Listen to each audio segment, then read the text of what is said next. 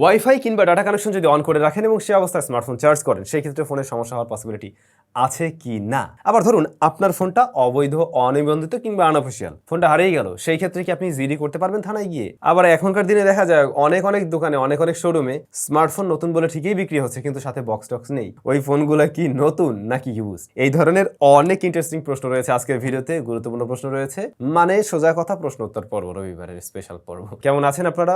অবশ্যই কমেন্ট করে জানাবেন। চলেন তাহলে দেরি না করে সরাসরি শুরু করে দেওয়া যাক একদম প্রশ্নের উত্তর। না তরিকুল ভাইয়া, ভাই অনেকটাই কম দামে অনেক দোকানে ব্র্যান্ড নিউ মোবাইল ফোন কিন্তু বক্স বাদে পাওয়া যায়, এগুলো কেনা ঠিক হবে কিনা এবং এগুলো কি অরিজিনাল মোবাইল ফোন কিনা? এই ফোনগুলো হ্যাঁ অরিজিনাল তো হতেই পারে, অরিজিনাল না হওয়ার কোনো কারণ আমি দেখছি না, কিন্তু ভাই এই যে ফোনটা দেখুন আমার হাতে, এইটা হলো S23 আলট্রা, যা আমি তো লাস্ট 1 ইয়ার ব্যবহার করছি, আপনারা জানেন। তো এই ফোনটাকে যদি আমি এখন আমার প্যাকেট থেকে এই কেস থেকে খুলে দেখাই আপনাদেরকে একটু ঘষা টসা দিয়ে, আপনারা বলতেই পারবেন না এই ফোনটা আসলে ইউজড কিনা। মানে কোনো স্পট নেই, কোনো একটা ক্র্যাক নেই, কিছু নেই, মুছে টুছে রেখে দিলে এটা কিন্তু নতুন ফোনের মতোই লাগবে। আমি কি বলতে চাচ্ছি আপনারা বুঝতে পারছেন? দেখুন, যখন আপনি এরকম ফোন কিনবেন অবশ্যই প্যাকেট আছে কিনা সেটা দেখে বুঝে শুনে ভেবে নিন। যদি তারা বলে এটা প্রিয়ন ফোন, প্যাকেট নেই, সেটা অন্য বিষয়, কিন্তু বলা হচ্ছে নতুন ফোন কিন্তু বক্স নেই, এটাতে আমার মনে হয় না যে সম্পূর্ণ বিশ্বাস করার কোনো যুক্তি আছে। আমি হলে বিশ্বাস করতাম না, বাকিটা আপনার ডিসিশন। ফিরোজ আহমেদ, ভাইয়া ডাটা বা ওয়াইফাই অন রেখে ফোন চার্জে দিলে কি কোনো সমস্যা হয়? প্লিজ রিপ্লাই দেবেন। ভাই এভাবে চার্জে দিলে সমস্যা হওয়ার কোনো পসিবিলিটি নেই, তবে অনেক সময় যেটা হয় এই অবস্থাতে একটু গরম হতে পারে ফোন বেশি, যে স্থানে আপনি চার্জ দিচ্ছেন। ধরেন বাসাবাড়ির একদম মানে কোনো একটা কিনারায় কর্নারে গিয়ে আমরা চার্জ করি, সেখানে হয়তো ডাটা অতটা ভালো পাওয়া যায় না, মানে নেটওয়ার্ক পাওয়া যায় না। সেই সমস্ত জায়গায় ওই নেটওয়ার্ক আইসি তখন যে কাজটা করে, নেটওয়ার্কটাকে ক্যাপচার করার জন্য আরো একটু বেশি লোড নেওয়ার ট্রাই করে, ওই ক্ষেত্রে ফোনটা একটু বেশি গরম হতে পারে। এর বাইরে কোনো সমস্যার পসিবিলিটি নেই। পরবর্তী কমেন্টে অবশ্যই যাচ্ছি, কিন্তু এই দুইটা জিনিস একটু দেখুন। এই দুইটা হচ্ছে জেবলেস ব্র্যান্ডের দুইটা ঘড়ি, যার দাম 1700-1800 টাকা, বাট এতে আপনারা 3 মাসের অফিসিয়াল ওয়ারেন্টি পেয়ে যাচ্ছেন। তো এই দুইটা ঘড়ি নিয়ে আমাদের চ্যানেলে কিন্তু আজকে একটা ভিডিও দেওয়া হয়েছে। যারা কিনা এরকম প্রাইস পয়েন্টে ভালো ঘড়ি কেনার চিন্তা ভাবনা করছেন, তারা দেখে নেবেন, তাদের এই জিনিস কাজে লাগবে sure. All update BD TV, unofficial phone GD করা যায় কি একটু বলবেন, আমি উত্তরের অপেক্ষায় থাকবো। হ্যাঁ, চাইলে আপনি ওই ফোনটাকেও জিডি করতে পারবেন, যে আপনার ফোনটা হারিয়েছে। দেখুন, জিডি অবশ্যই করা উচিত, কারণ আপনার যে ফোনটা ছিল সেটা অফিসিয়াল হোক আনঅফিসিয়াল হোক যাই হোক না কেন ভাই, হারিয়ে যাওয়ার পরে চোর নিয়ে ওইটা দিয়ে অকাশ কুকাশ অনেক কিছুই করতে পারে এবং পরবর্তীতে আপনিও কিন্তু ভিকটিম হতে পারেন। তাই অবশ্যই জিডি করা উচিত যে কোনো একটা ফোন হারানোর সাথে সাথেই। মিস্টার নট ট্যালেন্ট, স্যাম ভাই, আগের দিনের ডিসপ্লের চিন বেজেলের কালার সাদা থাকতো, কিন্তু এখন সব ফোনের চিন বেজেল কালার কালো হয় কেন?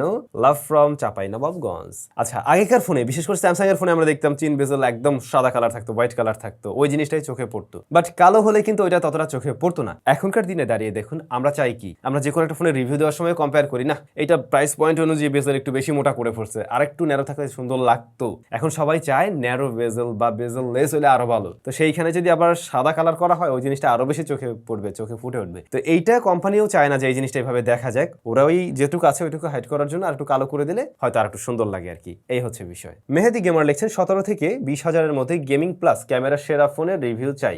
অনেক লাইক রয়েছে, 399টা লাইক, মানে এরকম প্রাইস পয়েন্টে অনেকেই হয়তো ফোন কেনার চিন্তা ভাবনা করছেন। দেখুন, এরকম প্রাইস পয়েন্টে দেখবেন কি কোন স্মার্টফোন সবকিছু মিলে মোটামুটি একটু ব্যালেন্স প্যাকেজ দেওয়ার ট্রাই করে, কোনোটা কিনা আবার একটু গেমিং এ ভালো রেজাল্ট দিচ্ছে, ভালো একটা প্রসেসর দিয়ে। বাট সত্যি বলতে মোটামুটি মানেরও বা এর চাইতেও ভালো ক্যামেরা আমি খুব একটা দেখি না। তারপরও আমি ট্রাই করব 20,000 টাকার আশেপাশে আর কি, বলতে পারবো না যে 20,000 টাকার নিচেই, এর আশেপাশে একটু বাড়বে কমবে, এরকম জায়গায় আমরা মোটামুটি ধরুন 5টা স্মার্টফোন বা 6টা স্মার্টফোন নিয়ে একটা ভিডিও দিতে পারি, যেখানে 3টা আনঅফিসিয়াল 3টা অফিসিয়াল থাকতে পারে। কি বলেন আপনারা?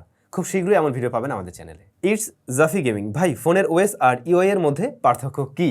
OS operating system, UI user interface. ওএসটা হচ্ছে এই মোবাইলটা যার উপরে বেস করে আসলে রান করছে। এই যে স্যামসাং এর ফোন না, এখানে 1 ইউআই আছে, আবার অ্যান্ড্রয়েড 14-এ রান করছে। অ্যান্ড্রয়েড 14 যেটা, এইটা হচ্ছে ওর টোটাল অপারেটিং সিস্টেম, আর এর উপরে কোম্পানি কাস্টমাইজ করে আমাদের জন্য আরও একটু ইউজার ফ্রেন্ডলি করে দেওয়ার জন্য, আমাদের প্রয়োজনগুলোকে মাথায় রেখে বা নিজেদেরকে একটু সবার থেকে আলাদা করার জন্য একটা স্কিন বলুন বা থিম বলতে পারেন যদি এভাবে বুঝাই, সেই জিনিসটা ওরা ওদের মতো করে কাস্টমাইজ করে দিয়েছে, যেটা কিনা user interface, UI. User something, ভাই 1000-এ ভালো কোনো ভিআর বক্স আছে? উনি বিআর লেখছে, মেবি ভিআর বক্স হবে। আচ্ছা, 1000 টাকা বলুন, 3000 টাকা বলুন, 5000 টাকা বলুন, এরকম প্রাইস পয়েন্টে আপনারা অবশ্যই ভিআর বক্স পাবেন, 500 টাকাও পাবেন। কিন্তু এই জিনিস যদি ভাই মাথায় পড়েন, কিছুক্ষণ পরেই মোশন সিকনেস দেখা দেবে, একদম শিওর। দামি জিনিসই হচ্ছে অ্যাপলের নতুনটা ভিশন প্রোতেই হচ্ছে, তো এত কম দামি জিনিস এগুলো দিয়ে চোখ ঠোক খাইয়েন না। প্লাস হচ্ছে আপনি একটু পরে দেখবেন মাথা ব্যথা করে। আমি নিজে একটা না দুইটা কিনে আসলে পরীক্ষা করছিলাম এবং পরে মনে হলো যে না এই জিনিস নিয়ে ভিডিও দেওয়া উচিত হবে না। আমার কাছে পড়েও আছে যে ভিডিও দিলে অনেকে আছে কি আমি যতই খারাপ বলি না কেন তারপরও একটু কিনে দেখি। আমি আপনাদেরকে রিকমেন্ড করবো না এই জিনিস কেনার জন্য, কেউ না কেনেন সেটাই বলবো। ওই কিনে জাস্ট একবার দুবার দেখবেন, কিন্তু সত্যি বলতে আপনার চোখে সমস্যা হবে, আপনার মাথা ব্যথা করবে। আমাদের আরেক ভাই প্রশ্ন করছেন ব্যাটারি ব্যাকআপ আইফোন নাকি S24 আলট্রা কোনটা ভালো হবে। আইফোন মিন্স হয়তো আইফোন 15 প্রো ম্যাক্সকেই কম্পেয়ার করবেন এর সাথে, রাইট? তো এই দুইটা ডিভাইসই রাইট নাও আমার কাছে আছে, দুটোই আমি ব্যবহার করছি। আমার কাছে এখনো মনে হচ্ছে iPhone 15 pro max better result করছে ব্যাটারিতে। ইমাদ চৌধুরী ভাই বিদেশ থেকে আনঅফিসিয়াল স্মার্টফোন আনা যাবে কি? দেখুন আপনি বাইরে থেকে যে ফোনটা নিয়ে আনছেন সেটা বাইরে থেকে হয়তো অফিসিয়ালি কিনছেন, রাইট? ওই দেশের ওয়ারেন্টিও পাচ্ছেন, কিন্তু বাংলাদেশে যখন নিয়ে আসবেন সেটা অনিবন্ধিত স্মার্টফোন হবে, তবে এটা আপনি ব্যবহার করতে পারবেন। বাংলাদেশ গভর্নমেন্ট আপনাকে এই ডিভাইসটি নিবন্ধন করার সুযোগ দেবে, সুতরাং সমস্যা নেই। তবে একসাথে অনেকগুলো ফোন আনা যাবে না, সর্বোচ্চ দুটি স্মার্টফোন আপনি আনতে পারবেন। এই ভাইয়ের নামটা আমি বুঝছি না, তবে উনি লিখছেন প্রি-ওন্ড গুগল পিক্সেল 6a এখন কেনা ঠিক হবে কি? আমার কাছে মনে হয় এই ফোনটা এখন না নেওয়া উচিত। গুগল পিক্সেলের এই যে একটু আগেকার ফোনগুলোতে না ইস্যু দেখা দিচ্ছে, নেটওয়ার্ক ইস্যু বেশ ভালো রকমেরই, এবং এই ফোনগুলো আসলে প্রি-ওন্ড হয়েছেও হয়তো ওই কারণেই। সো আমার মনে হয় এই ফোনগুলোকে একটু অ্যাভয়েড করা উচিত রাইট নাও। মিস্টার সালেহ ওর উনি লিখছেন রেড ম্যাজিক 9 প্রো প্লাস কি বাংলাদেশে আসবে? Red magic 9 pro plus already বাংলাদেশে কেন আমার স্টুডিওতেই আছে, তবে বাংলাদেশে অফিসিয়াল হ্যাঁ আসতে পারে। আপনারা জানেন যে নুবিয়া বা ZTE বাংলাদেশে তাদের কার্যক্রম পরিচালনা করছে, ইভেন তারা কিন্তু এখানে ফোন অ্যাসেম্বল করছে। যেটা হতে পারে এই ধরনের বড় বড় ডিভাইসগুলো বাংলাদেশে অ্যাসেম্বল করবে না, বাট হ্যাঁ অফিসিয়ালি আসতে পারে, সেল করতে পারে, যেমনটা কিনা স্যামসাং বা অন্য ব্র্যান্ডগুলো এখন ফ্ল্যাগশিপ ডিভাইসগুলো আনা শুরু করছে আর কি। এমডি মঞ্জুরুল ভাই লিখছেন স্যাম ভাই বাটন ফোন বালিশের নিচে রেখে ঘুমালে কি রেডিয়েশনের কোনো সমস্যা হবে জানাবেন প্লিজ। ভাই যে ফোনই হোক ওটা আপনার মাথার কাছাকাছি রেখে বা বালিশের নিচে রেখে ঘুমালে রেডিয়েশন জনিত প্রবলেম অবশ্যই থাকে। আরও আপনি রাখছেন বালিশের নিচে, ফোনটা তখন ওই যে নেটওয়ার্ক পাবে না ঠিকভাবে, নেটওয়ার্ক ক্যাপচার করার জন্য ওর নেটওয়ার্ক আইসি আরও বেশি শক্তিশালী হয়ে উঠবে যখন রেডিয়েশন আরও বেশি ছড়াবে। বালিশের নিচে না রেখে পাশে বা দূরে রাখুন, সেটাই ভালো, কাছেও রাখা ঠিক না আসলে। আশিক ভাই লিখছেন ফোনের রিফ্রেশ রেট মূলত কিসের উপর ভিত্তি করে কাজ করে, ডিসপ্লে নাকি প্রসেসর? অবশ্যই প্রসেসরের সাপোর্ট থাকতে হবে। ধরুন আপনার ফোনের ডিসপ্লেতে হাই রিফ্রেশ রেট আছে কিন্তু ফোনের সাপোর্ট নিচ্ছে না, সেক্ষেত্রেও কাজ করবে না। আবার ফোনের প্রসেসর অবশ্যই সাপোর্ট নিচ্ছে কিন্তু আপনার ডিসপ্লেতে হাই রিফ্রেশ রেটটা নেই,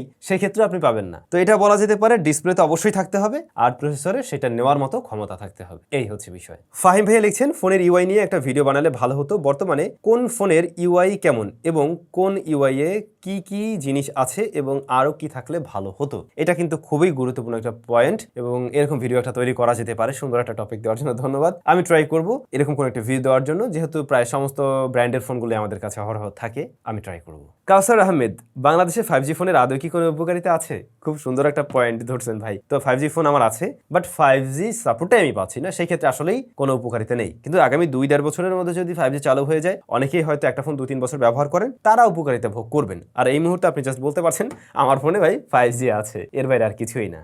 সো ভাই ব্রাদার 15টা কমেন্টের উত্তর দিয়ে ফেললাম আজকের ভিডিওতে। নিশ্চয়ই আগামী রবিবারে আপনাদের প্রশ্ন নিয়ে আবারও দেখা হবে। আর বেশ কিছু প্রশ্নের উত্তর গতকালকের ভিডিওর কমেন্ট সেকশনে গিয়ে আমি কিন্তু একদম টাইপ করে দিয়ে আসছি অনেকের উত্তরেই। তারপরে আরও বেশ কিছু উত্তর দেওয়ার ট্রাই করবো যেগুলো আজকের ভিডিওতে আসেনি, বাট আপনার উত্তর আপনি হয়তো পেয়ে যাবেন।